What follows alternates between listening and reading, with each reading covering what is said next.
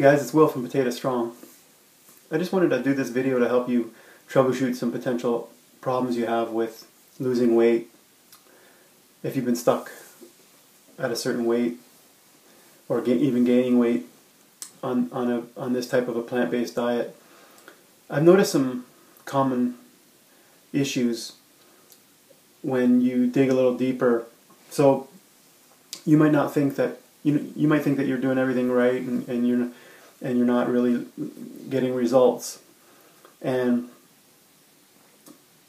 from my experience so far, looking at problems, dive a little deeper, I've been able to see some areas. Now, for one example is, if somebody says like they're 100% McDougall or starch-based or plant-based, I usually ask,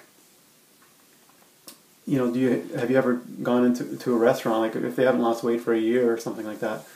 And most people do go to restaurants and even fast food, and they might try to order something somewhat healthy, but it's really difficult. It is possible, if you ordered a baked potato or something and tried to get a salad without any dressing, or maybe you could get just a vinegar dressing or something, or you could ask for a special meal from the chef.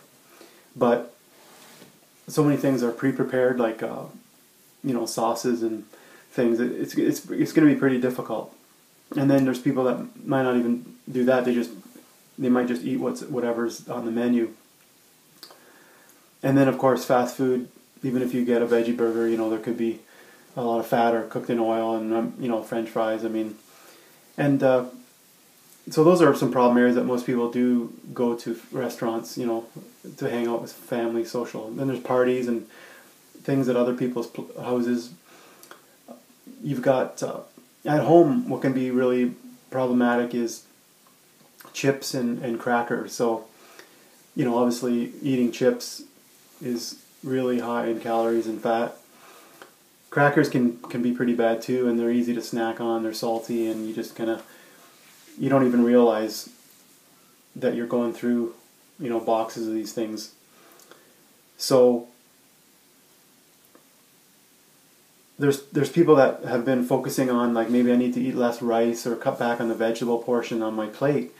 But when you push a bit, you realize, like, some of them might even have had alcohol, or they went out and ordered pizza or something like that, and it probably had cheese and who knows what on there. So, you really got to focus on the big picture as far as fruit, vegetables, legumes, and whole grains. And it's really that simple. If you think about all the cookbooks and websites and just the complexity and the science and the questions about what you should be eating, and it just boils down to those four things. I create these meals that are like a couple of ingredients: baked fries and ketchup, or a big salad and a few chopped veggies, and it's just really simple, and you just eat it every day. Rice and beans, and it's just so easy. I just eat this day in and day out, and you can make leftovers, and you can cook extra and have leftovers and take it to work or school or whatever.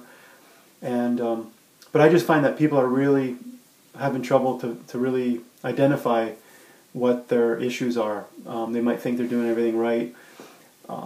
Some people were using oil in recipes, and so you can fry veggies like green pepper and onion and that type of thing. Just fry it in some water or some vegetable broth. You can bake things instead of frying them. And then for desserts, there's some things where you can leave out oil. There's recipes that have maybe maple syrup, or they might use a flaxseed, like an egg replacer, flaxseed and water. So with a bit of Googling and a bit of looking up on the internet, you can basically find some things that will make it easier. And my recommendation is to get rid of chips and cookies and crackers and oil and things like that from the house if it's all possible, because it's just too tempting to use it for a lot of us. So if you're with other people in the house, it'd be tricky, but I always seem to be able to identify the issues.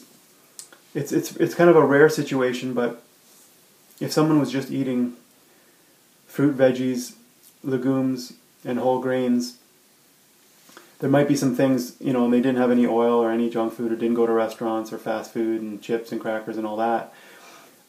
Then you're looking at the higher range of the calories density scale. So that would be flours and obviously nuts. You want to reduce those quite a bit. And then the even lowering the starch a bit and having more vegetables, but making sure that you're still satiated. So you could move down towards the lower end of fruit, salads, and veggies, and some starch. But it's rare for me to find people that are having problems when you get down to it just from eating fruits and vegetables and legumes and grains. It seems that there's other things involved, like I mentioned.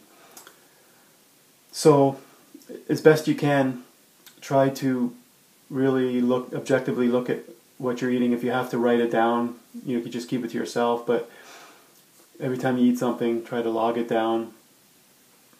But in this day and age, it's just so easy with packaged foods and going out and social events, and there's just so much calorie density that it's really easy to eat too many calories, and a lot of fatty calories and processed stuff. So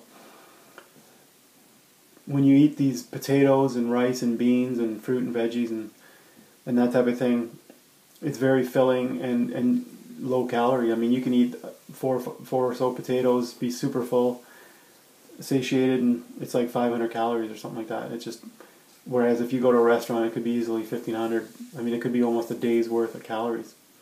It's crazy. So just really got to be conscious that we got to get back to those basic whole foods, and I think that's going to help a lot. So hopefully that helps, and just for you to objectively look at what you're eating and try to log it down and really see these issues, because I think that you can do some self-analysis and identify those problems. So hopefully that helps you guys. We'll talk to you later.